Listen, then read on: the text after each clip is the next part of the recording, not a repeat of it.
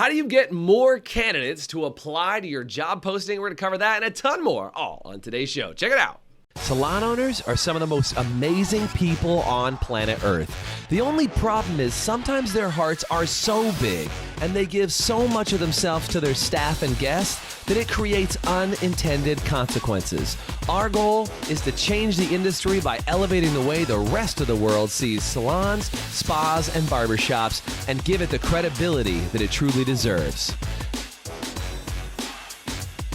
This is the Salon Owner Evo Revo Show. Today's podcast is brought to you by Salon Scale, allowing you to charge by what you know, not by what you feel. Hey, what's going on, everybody? I'm Jason Everett, and with me is Doug Campbell. What's going on, Doug? How are you?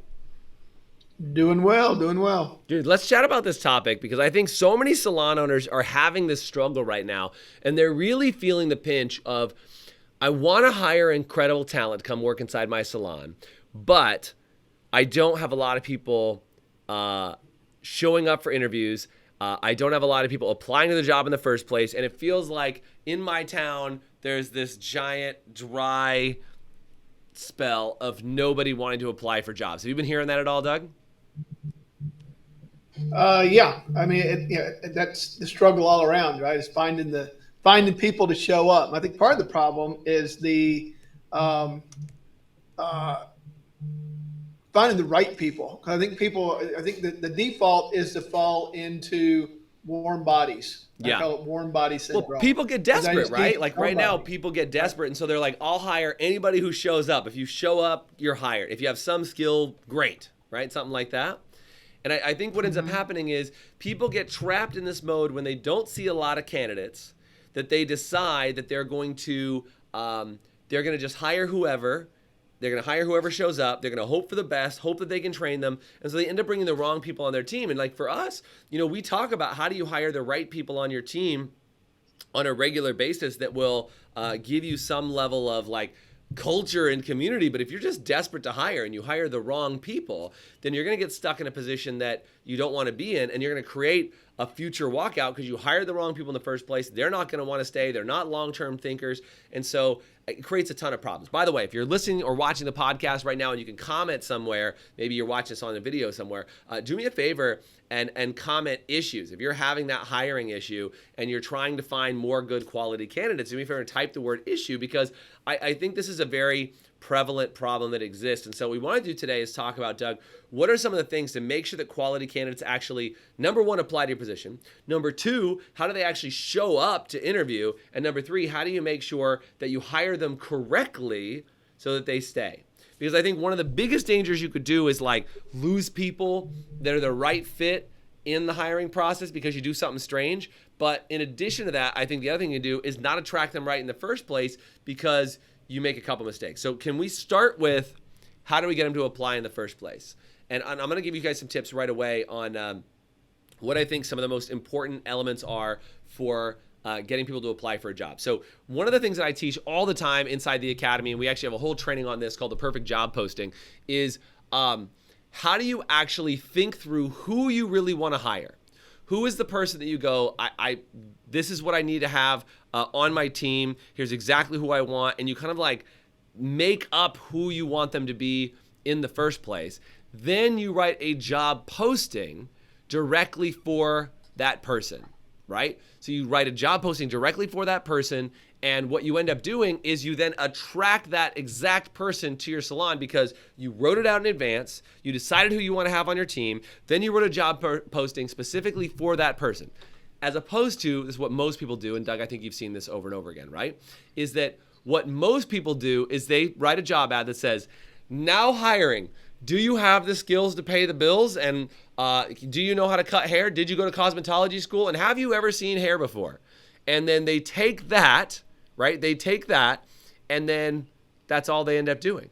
That's the only thing they end up having on their job posting. They basically write a job description. Can you cut hair? Can you show up this many days a week? Here's the things that you can expect. And then that's their job posting. Yeah, I think one of the biggest problems that I see a lot, they don't know who they want to hire first. I think that's the very first step is you got to get clear about who am I actually wanting to hire so that I write the job posting appropriately. Because Yeah, the thing out there, if you're putting it out, if you're talking to everyone, you're talking to no one.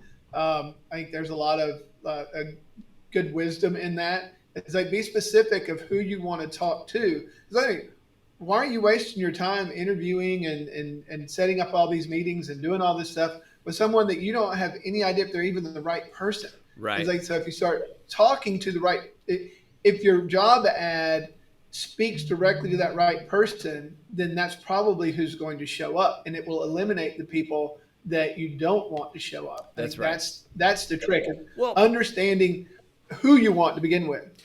I mean, you either screen in the interview process or you let your job ad screen for you, right? And let's let the job ad screen for you. But I think what most people's problem is not that they're missing the screening process. It's that they're like, hey, maybe I'm screening too hard, so I don't want to screen too hard. Let's just put anybody through the door. But what I would actually say is you want to go the opposite. You want to be even more extreme about who you're looking for, but you need to write your job ad. And I always call it a job ad, not a job posting, right? Is that the idea is you want to write it like an advertisement so that the ideal person that you want to have on your team is magnetically attracted to you and your salon. You know, Doug, at our upcoming destination training in July, we're doing a whole training called Discovering You. And we're talking about discovering the power of you being a commissioned salon and creating a team environment and how people actually function, structure, and work in that. And that's a huge advantage.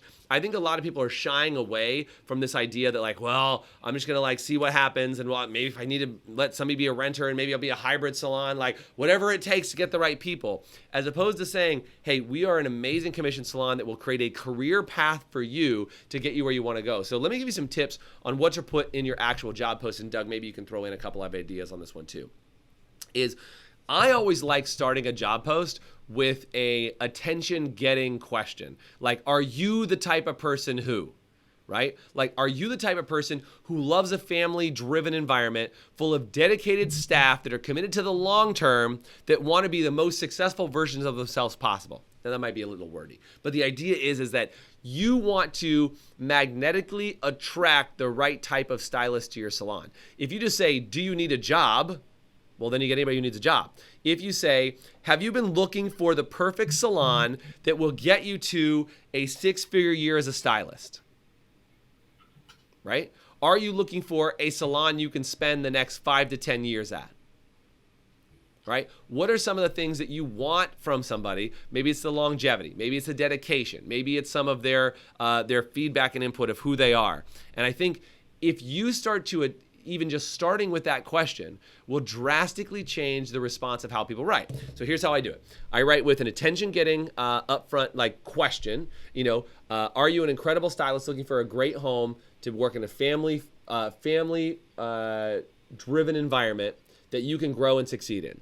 Then number two, you want to ask, you want to actually state with the salon and say, hey, ours is XYZ Salon, where we focus on helping people become the best version of themselves by looking great on the outside and looking good on the inside, right? We have an incredible staff that for the last 15 years has allowed us to XYZ, you do like a little elevator pitch for your salon, and then you say, why are you looking to hire?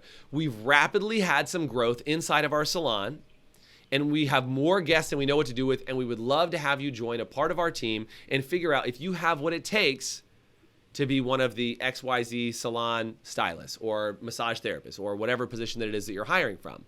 And then you would put in something that would be more traditional inside a job post that would say duties to include XYZ, opportunities for you to work on different times of the week for different rates of pay, whatever other customized things that you have. You know, we provide 401k, we provide continuing education, blah, blah, blah. Then at the very end of the job ad, what you would do is you would say something like, we would love to meet with you and see if you have what it takes to join our team. Please respond to this job posting by answering these 1, 2, or 3 questions. And you just ask a couple of questions. You know, what got you into the beauty industry, and what's your favorite place in town to go to dinner at? Whatever, something very basic that they can operate from. And all of a sudden, you have separated yourself from 95% of the job posts that are out there because it's actually written in a way to attract the right type of person, tell them what they want to find out, and then screen them just ever so slightly with that question at the very end. Anything you want to add to that, Doug? Well, the other thing that I like to put on there is like once they get through that part, if you're going to click here, and that's where we put our sizzle reel. And so That's a the good sizzle one. reel is Yeah, a well, what it's describe a sizzle reel. short. People might not know what's a sizzle Right. reel. I said sizzle reel is a short video, maybe 2 minutes long, Yeah, that 1 2 really minutes. gives the flavor and the culture of what it's like to work for you. So people should look at it. So then, now if you've tracked the right person, now they look at the video and then are they really excited. And then below the video, you have click to apply, and then they can go through right into the application process. But I think that gets a lot of things automatically off your plate. You're attracting the right person. They're excited. Of course, and some people may watch the video and go, "Wow, I don't want to be a part of that," which is fine. Then we don't click to apply. Mm-hmm. Yeah. But that getting people to understand the power of video, especially in today's culture, getting them to really understand who you are as a company. And like I said, it doesn't have to be a big long thing. You basically want to give it. If somebody watches it, the music that you use, the tone that you have, the stuff that what your guests look flavor. like, what the vibe is from your staff, Right. like all those things should be in that sizzle reel for sure. Because some people may say, "Wow, that one's way too tattooed up and cutting edge and crazy hair colors. That's really not my thing." Yeah, or way too many blue hairs, like whatever it is, right? You might just say like, what's the flavor of this salon? And I think that's a great point, is putting a little bit, obviously your writing should dictate what the flavor of your salon is. The sizzle reel is another really good one, Doug. Thanks for bringing that up, is making sure there's a sizzle reel in there. And we've even had salons inside our academy who have an entire hiring Instagram page that just talks about behind the scenes with the staff, the outings that they do, the trainings that they provide. It's literally just a hiring page on Instagram that allows people to see who you are and snoop it before they actually come in and have an interview, right? So again, the right people become magnetically attracted to you. And I can't emphasize this enough. The quality of the very first question you put in your job post will dictate whose eyeballs get on your posting. If that just says, now hiring in Topeka, Kansas. No, nobody cares. Everybody's hiring in Topeka, Kansas. Like, what are you trying to do to get the attention of the right person? Where do you post? I think there's. Go ahead. All right. So I think that gets back to, make sure you're talking. Who are you talking to? Are you talking to people that are about to graduate cosmetology school? Are you talking to people that have been in the industry and are maybe working for a chain store that are looking for something different? Are you talking to booth renters that may be fed up with having to do all the other stuff that goes along with that, and they'd like to just do hair and not worry about the rest of it? Who you're talking to, that's that first part that you're writing. It matters. Yeah, and by the way, we got to take a quick... And then we get to the reel. Like, it's the same thing with the order of it. You can't just put out your sizzle reel and say, hey, watch this. You want to get the right people with the written part of the ad, then you get them to the video, then you get them to the application. 100%. We got to take a quick break. When we come back, let's talk about the types of people, because I think that was really good, Doug. Let's elaborate on that and talk about how you would target them with a question. All when we come back after the short break. We'll be right back. Hey, HPSA listeners. Let me ask you this. Are you tired of not knowing what your hair color is costing you on every appointment and watching it chew up your profit? Well, with Salon Scale, we take the guesswork out for you. Using a mobile app paired with a Bluetooth scale, Salon Scale will tell you exactly what your color is costing you on every bowl mix down to the gram. As you mix, Salon Scale will also digitally store your formulas and track how much product is being used in real time, so you can manage your inventory, cover your expenses, and generate more profit in your salon. Use promo code HPSA10 to get 10% off an annual subscription. Salon Scale, the new standard for mixing color. Hey guys, welcome back. Thanks for being around and for listening in today. If you're getting some value out of today's podcast, what I hope you are, stick around, because as we talk about this today, I think, like you said, Doug, this whole idea of who are you talking to? And I think when you ask that question, I think people are very quick to answer, well, I'm talking to stylists. Yeah, but what type of specific stylist? We're talking about the subset inside the subset inside the subset of who we're talking to. To exactly your point, do you have one job ad that's written to newly graduated beauty school students that have gone into a salon and they have not found the right home? Like, are you currently employed in a salon that you don't feel is the right fit? Like, I don't know if you'd be bold enough to post something like that, but if you said, are you looking for a better fit than the salon you're working at? That would be an option. I'm just saying, you can decide how bold you want to be on something like that. Or, have you recently graduated beauty school and you haven't found the right salon home yet. That'd be another good way to start that. Again, remember, the question is designed to address who we're talking to almost instantaneously. Did you leave a salon because you weren't involved with the right leadership team? You went off to rent and now you're looking for a new place to call home? That would be with a dedicated team of people, unlike where you used to work. Like, you would say something like that. Or even just saying, like, is booth rental not all you thought it was cracked up to be? I don't know how you say that, but anyway, you get the point, right? The idea is it not everything you hoped it would be? Because we are looking for new staff. We're overwhelmed with the amount of work that we have, and we'd love to talk with you about coming and becoming part of our team and helping you make more money than you could from booth renting. Like, those kind of questions will drastically change the context of who applies to your job ads. And I think, Doug, you mentioned it really well. It's like those are all those little subsets, but the question that you ask dictates whose eyeballs get on that post. Right. So a way we always try to look at it is, what is that person wanting to hear? What are they looking for? So that's the ingredients of your first question. And, so and what is it that they secretly desire, right? It's like, what do they secretly desire? So the booth renter is tired of doing all the other stuff, run the supply store, I'd love to just get back where I just did hair. Okay, then the thing would be, hey, do you want to come do what you love to do, that you're trained to do, and let us take care of all the headaches? Right. Are you a stylist that is doing more than just hair and you want to get back to what you love to do? Right. And by the way, can I just say this, because we just did it now, but like, what you want to do is you want to write 15 or 20 headlines that you think you want to do. Like what Doug and I just did. We wrote a couple, and we kind of refine them. They get better and better. You want to write 15 or 20 of those headlines, and then you want to pick your favorite. Don't just like write one and go, okay, I hope that works. Like, you want to write 15 or 20 and go back and say, which one really gets me the exact person that I'm after? Yeah, and I'd also say, if you love the top two, you're like, well, I really like both of these, run both of them. Hell yeah. And see which one performs better. Then you'll know, okay, the market likes this one better. Yeah. So, I mean, there's nothing right. On a light spend, you don't put all your budget in it, but a light spend, you can experiment with ads and see which one actually gets some traction and gets the person that gets the people that you're looking for. Then you want to follow in that vein, because now you know what the market really wants. It's kind of like fishing. Right. You can have the best looking bait in the world, and you're like, man, if I was a fish, I'd be dead because I'd eat this thing. Throw it out there and nothing hits it. And you have to keep switching till you find the one that they want. So it's the same thing with advertising. You got to let the market figure out what it wants. You figure out what you're looking for, and then what's the best presentation that the market's going to react to. So it's not going to kill you. People are like, oh, experiment. Put a few out there at the same time and let them run and see which ones work the best. And then the market will tell you. Well, and I would also say too, going to your fishing analogy, I'm not a giant fisherman. I don't know what I'm doing. Anyway, but the idea is that like I'm not a big fishing expert, but what I do know is if I put my fishing pole in my pool without any fish, I will also not get any bites. Right? Mm-hmm. So the idea here is you got to experiment where people are actually going right now. Is that on Indeed? Is it on a local recruiting website? Is it on Ladders? Is it on the local beauty schools listings? Is it like, where are people hiring? Is it on Facebook? Is it on Instagram? Are you finding people on LinkedIn? Like, I know some of you guys are like, I'd never find anybody on LinkedIn. I know that. That's okay. But I want you to try different places, because here's what I see most people do, Doug, is they'll put out a post on Facebook.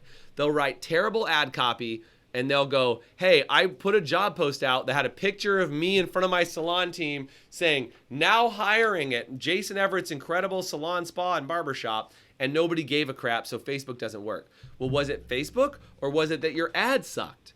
Because I will tell you, people are on Facebook, otherwise it wouldn't exist. People are on Instagram, otherwise it wouldn't exist. People are on Indeed, right? People are on all these different platforms that you're looking for, so you got to decide, yes, what's the right bait, but also where are you running ads? We have a lot of salons that use Indeed. We have a lot of salons that are just using Facebook and Instagram. But I love this idea. I mean, to your point, Doug, I'm kind of making this more of a like non-traditional post, like doing something like posting your video that has your salon sizzle reel, right? And then writing your job description in a post and then posting on your Facebook page. That's one, because it's on your page. But now if you actually run ads to it, you can actually target people and say, I want to find people who are looking for work, people who have a cosmetologist license, people who are friends of or who like the beauty industry, the salon and spa industry, specific brands. You can even say, I want to find people who are Paul Mitchell brands, Redken brands, Aveda brands, like whatever it is. You can actually run ads to those people that are within a 100-mile radius of your city. Like Facebook really does allow you to do that. Facebook and Instagram both allow you to do that. So experiment with how you're advertising, experiment with where you're advertising, and experiment with what your job posting is. And I would just say, if you haven't tried at least 3 different job ads, then you haven't given enough effort in to give up. I think so many people, Doug, put out one job ad and say, nobody applied, so that just must mean there's nobody out there. And I think that's BS. Yeah, and I think one of the other things with social media, the thing that I think is good about that is that other people may see it that knows that, oh, wow, Susie's in cosmetology school. She really needs to see this, and they'll tag her in the post. Right. So that it's like, or share it with her. It's like, there's a lot of power to that. And so I just think, like, if you're looking for someone out of school, I think one of the better things to say is like, hey, would you like to be paid to get your master's in hair? Nice. Yeah, I'd like to get paid to get I'd love to be and get paid for it. Sure. I'm going to have the conversation with the person, and then they'd see the sizzle reel, and then that would further filter them and go through. But I mean, that's the attention. It's like, if I'm coming out of cosmetology school, yeah, is there more security? I need some security. This is kind of scary going out in my first thing. So paid to get my master's in hair. Yeah, that sounds good. Yeah. And I think that's, there you can think about, what are they wanting? Where's at each one of those people, what are they wanting to hear? And that's going to be the thing. Like I said, again, even if it's not your exact audience that it ends up in front of, that's going to get shared and put in front of them by people that care and know them because they want to help them out. So I want to leave with this thought at the end of the podcast, okay? When you have conversations with people face to face, you know who you're talking to, and so you talk really specifically to them. If you were at a beauty school and somebody was about to graduate, right, you would say, hey, after you graduate, we'd help you get your master's in hair. We'll help you earn a lot of income very quickly and help you get to your first 6 figures behind the chair. That's what you'd say to a newly graduated person. If you walked into a booth rental salon and you were looking around going like, hey, is booth rental not all you thought it was cracked up to be, then I'd love to speak with you about how you might be able to actually make more coming back in a commission salon and stop doing the things that you didn't want to do in the first place. I'd love to talk with you about that. Like, you would change the conversations in different settings. Think of your job posting the exact same way, is know who you want to talk to and make it feel like it's as much of an intimate, private, one-on-one conversation as possible. And then if you can, use targeting. So you might say in your job ad, are you about to graduate beauty school in the next 3 months and you're looking for a salon home to build your career in and work with an incredible group of people?